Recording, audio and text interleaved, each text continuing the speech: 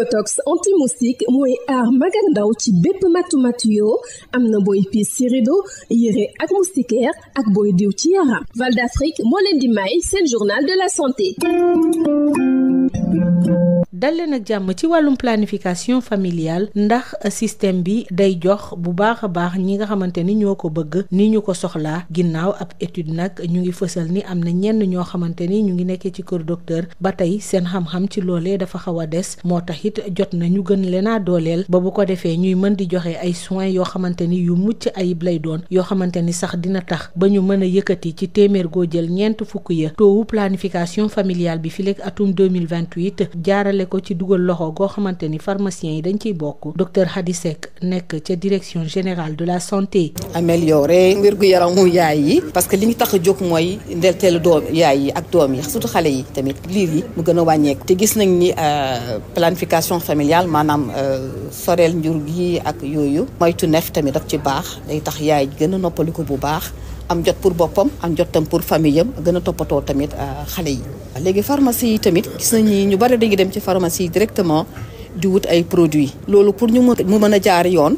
loolu ñu ngi ci nekk di ci gëstu pour xool naka la ñu mën a dugalee pharmacie bi ci yoon bi ba nga xam ni mu jaarale ko yoon ñoom tamit ñu war taxaw bi ñu war taxaw ñu koy def jox leen produit yu war former leen jàngal leen naka lañ ko war a joxe ba ñu xam naka la ñuy waxtaane ak jigéen ñi ñëw di wut ci produit yi ci pharmacie yi comme ça mu am vraiment nekk lu ñu encadré bu am sécurité pour bénéficiaires yi loolu ñu ngi ci taxaw nañ ci bu baax a baax parce que yaakaar na ne bu ñu boolee loolu yëpp danañ gën a yokk dañuy séentu ci planification familiale au niveau du Sénégal. boobu tamit benn pexe la mooy pharmacie yi beneen tamit bu ñu bëgg mooy bu ñu demee ci gox-goxaat yi nu mu gën a soriantoo ci Sénégal ñëpp am nañu droit faju te pour loolu am nañ déjà ay jumtukaay yu nekk ci gox-goxaat yi kay wax case de santé yi ak ay acteurs yu fa nekk yoo xam ne ci système bi la ñu bokk léegi ñoo xam ne ñoom lépp lu war ci ay xarala ak ay outils yëpp am nañ ko pour mën a joxe garab yi nu mu waree dañ ci taxaw bu baax a baax a baax parce que am na ñu bëgg yenn saa yi centre de santé bi dafay sore hôpital bi day leen sore trop te bu fekkee jëmel nañu paj bi indi ko ci seen wet teg fa ay nit ñu baax ñoo xam ne système bi ñoo leen encadré loolu vraiment dana nekk lu am sécurité pour population yi yaakaar nañ bu ñu jógee ci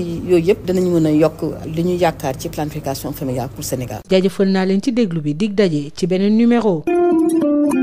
Yotox anti-moustique mooy aar mag ak ndaw ci bépp matu-matu yoo am na booy piis ci rido yére ak moustiquaire ak booy diw ci yaram. Val d'Afrique moo leen doon may seen journal de la santé. Yotox anti-moustique pour le corps, les vêtements, les rideaux et draps vous protège contre les moustiques chez l'adulte et l'enfant. Val d'Afrique vous offre votre journal de la santé.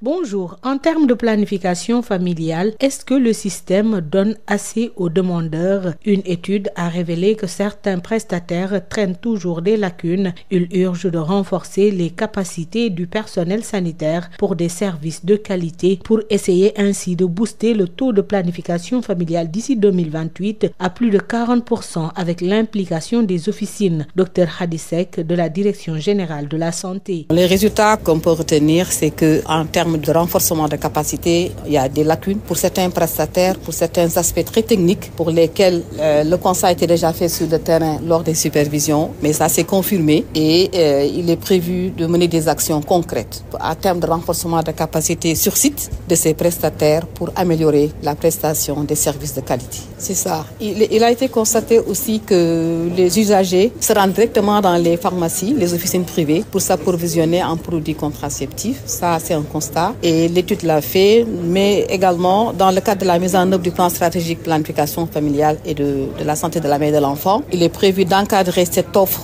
au niveau des officines par une convention. Donc la réflexion est en cours et à terme, les pharmacies pourront s'engager officiellement dans cette offre. Parce qu'il y a des aspects sur lesquels, notamment en termes de réglementation, sur laquelle le ministère va se pencher pour officialiser cela. Oui, le taux, il a été un peu stable ces dernières années. Nous sommes très ambitieux au niveau du pays pour dépasser même 40%. On voudrait s'appuyer sur le levier communautaire parce qu'au niveau communautaire, il y a beaucoup de populations qui ont des problèmes d'accès aux structures sanitaires. Donc le niveau communautaire, notamment à travers les structures en place, ils ont toutes les capacités pour pouvoir offrir ces produits contraceptifs.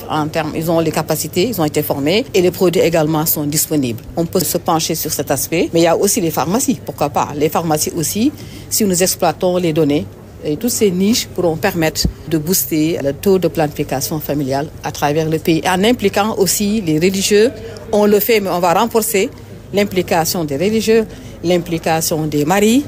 Il y a des pesanteurs certes socio-culturelles sur lesquelles nous allons nous pencher en renforçant la communication pour rassurer les familles, les maris, les religieux. Il y a déjà un argumentaire religieux qui existe en faveur de la planification familiale parce que l'idéal, pour le bien-être de la famille. La planification familiale assure à améliorer le bien-être des familles et ça, tout le monde est d'accord sur cet aspect. Merci de nous avoir suivis. Rendez-vous est pris pour un nouveau numéro.